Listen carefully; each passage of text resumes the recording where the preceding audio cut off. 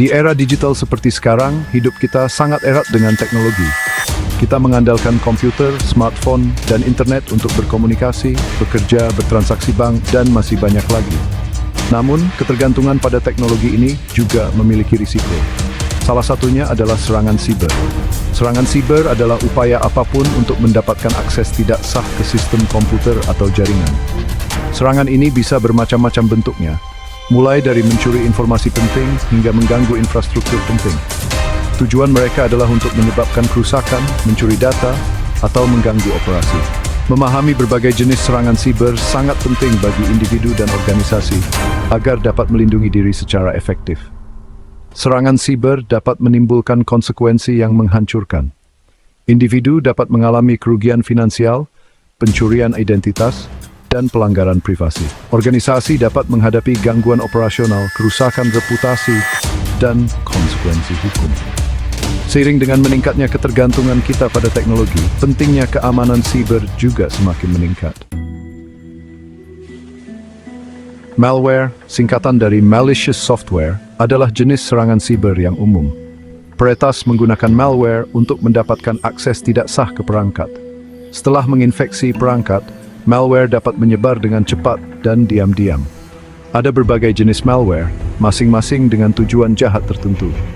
Virus dapat menggandakan diri dan menyebar ke perangkat lain. Worm mengeksploitasi kerentanan dalam sistem operasi untuk menyebar. Trojan mengelabui pengguna agar memasangnya, memberi penyerang akses pintu belakang. Spyware memata-matai aktivitas pengguna. Ia dapat melacak ketikan keyboard dan mencuri informasi sensitif. Ransomware mengenkripsi file korban dan meminta uang tebusan. Serangan phishing menargetkan individu melalui email, pesan, atau situs web yang menipu. Serangan ini mengeksploitasi kepercayaan manusia dan mengelabui korban agar mengungkapkan informasi sensitif atau mengklik tautan berbahaya. Pesan phishing seringkali tampak berasal dari sumber yang sah, seperti bank, instansi pemerintah, atau perusahaan terpercaya. Pesan-pesan ini dibuat dengan cermat agar tampak asli, seringkali menggunakan logo, format yang tampak resmi, dan bahasa yang mendesak untuk menekan korban agar segera mengambil tindakan.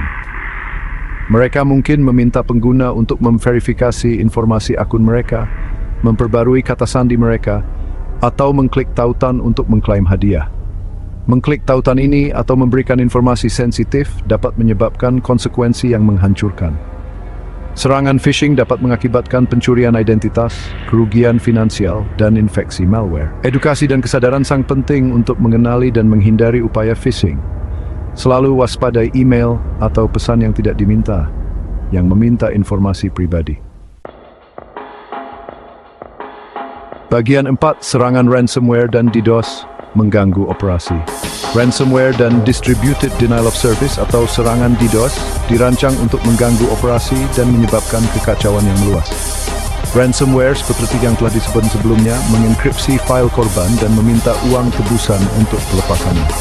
Serangan ini dapat melumpuhkan bisnis, institusi kesehatan, dan instansi pemerintah, yang menyebabkan kerugian finansial yang signifikan dan gangguan operasional. Serangan DDoS, di sisi lain, membanjiri sistem atau jaringan target dengan lalu lintas yang sangat banyak dari berbagai sumber. Lalu lintas yang membludak ini membuat sistem target tidak tersedia bagi pengguna yang sah. Serangan DDoS dapat mengganggu situs web, layanan online, dan bahkan infrastruktur penting, yang menyebabkan pemadaman yang meluas dan kerugian finansial. Melindungi diri dari serangan ransomware dan DDoS memerlukan pendekatan berlapis-lapis, termasuk perangkat lunak keamanan yang kuat, pencadangan data secara teratur, dan rencana respons insiden.